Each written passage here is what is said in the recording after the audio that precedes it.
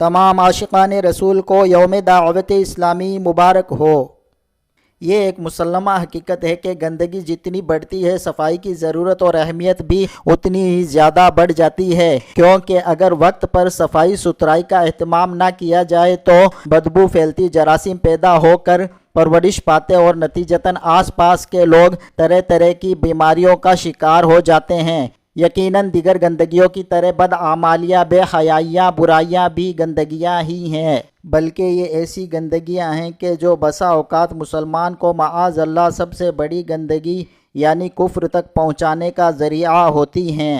حضرات انبیاء اکرام علیہم السلام کی تشریف آوری کے مقاصد میں سے ایک یہ بھی تھا کہ وہ لوگوں کو ظاہری اور باطنی گندگیوں سے پاک صاف کر کے اللہ رب العالمین عز و جل کی بارگاہ میں حاضر ہونے کے قابل بنائیں۔ قرآن کریم کے پارہ 28 سورۃ الجمعہ کی آیت نمبر 2 میں ہمارے پیارے اور آخری نبی محمد عربی صلی اللہ تعالی علیہ وآلہ وسلم کا ایک وصف یزکیہم کہہ کر بیان فرمایا گیا کہ نبی کریم صلی اللہ تعالی علیہ وآلہ وسلم یعنی ان نئے مسلمان ہونے والوں کو باطل عقیدوں، مذموم اخلاق، دور جاہلیت کی خباثتوں اور قبیح اعمال سے پاک کرتے ہیں۔ انبیاء اکرام علیہم السلام اور حضور خاتم النبیین صلی اللہ تعالی علیہ وآلہ وسلم کے بعد تزکیہ عالم کا یہ فریضہ امت محمدیہ کے سپرد ہوا، چونکہ زمانہ جتنا نبی کریم صلی اللہ تعالی علیہ وآلہ وسلم کے زمانہ خیر سے دور ہوتا چلا گیا، برائیاں اور خرابیاں اتنی ہی بڑھتی چلی گئی۔ یہی وجہ ہے کہ قرون ثلاثہ کے بعد ہر دور میں نیکی کی دعوت دینے اور برائی سے منع کرنے کی ضرورت زیادہ سے زیادہ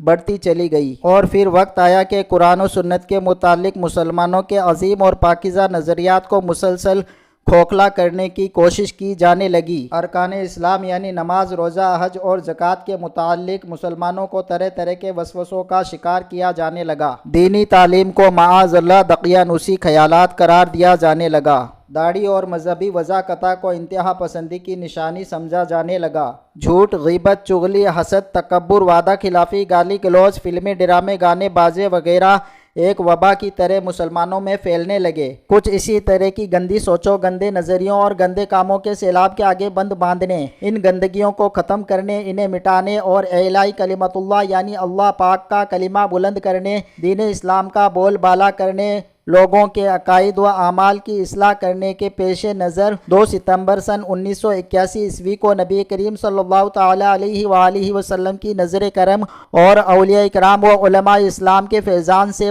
پاکستان کے شہر کراچی میں امیر اہل سنت حضرت علامہ محمد الیاس عطار قادری دامت برکاتہم العالیہ نے ایک دینی تحریک دعوت اسلامی کی بنیاد رکھی۔ کراچی کے ایک چھوٹے سے علاقے سے اٹھنے والی عاشقان رسول کی اس تحریک دعوت اسلامی کی چھتری کے نیچے انفرادی اور اجتماعی اصلاح، تبلیغ، نیکی کی دعوت اور برائی سے منع کرنے کے کام کو ایک منظم طریقے سے کیا گیا۔ وقت اور حالات کے تقاضوں پر اس میں مزید تبدیلی، بہتری آتی چلی گئی۔ قرآن و سنت کی تعلیمات کا نور جسے علماء حق اہل سنت کثرہم اللہ تعالی پہلے بھی پھیلا رہے تھے، مزید پھیلنے لگا۔ سنت مصطفیٰ صلی اللہ تعالی علیہ وآلہ وسلم کے دیوانے بڑھنے لگے، نوجوان اور بوڑھے سبھی شریعت کا پاکیزہ علم سیکھنے لگے، اور دیکھتے ہی دیکھتے 41 سال کا عرصہ گزر گیا۔ الحمدللہ عز و جل اس عرصے میں دعوت اسلامی دنیا بھر میں دینی کاموں کا تقریباً 80 مجالس و شعبہ جات پر مشتمل نیٹ ورک پھیلانے میں کامیاب ہوئی، مگر چونکہ ہر دور میں ہی انسان کا ازلی دشمن شیطان انسانوں کو مختلف طریقوں سے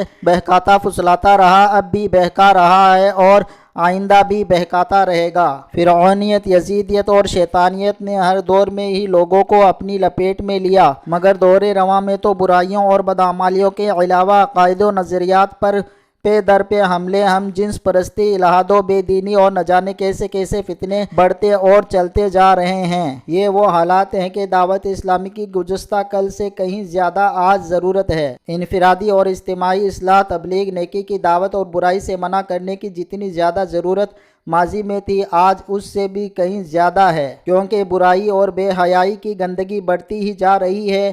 آئے دن نت نئے فتنے رونما ہو رہے ہیں۔ غیبوں سے باخبر نبی صلی اللہ تعالی علیہ وآلہ وسلم نے صحابہ کرام علیہم الرضوان سے ایک مرتبہ ارشاد فرمایا تمہارا کیا حال ہوگا جب تم نیکی کا حکم نہیں دو گے اور برائی سے نہیں روکو گے؟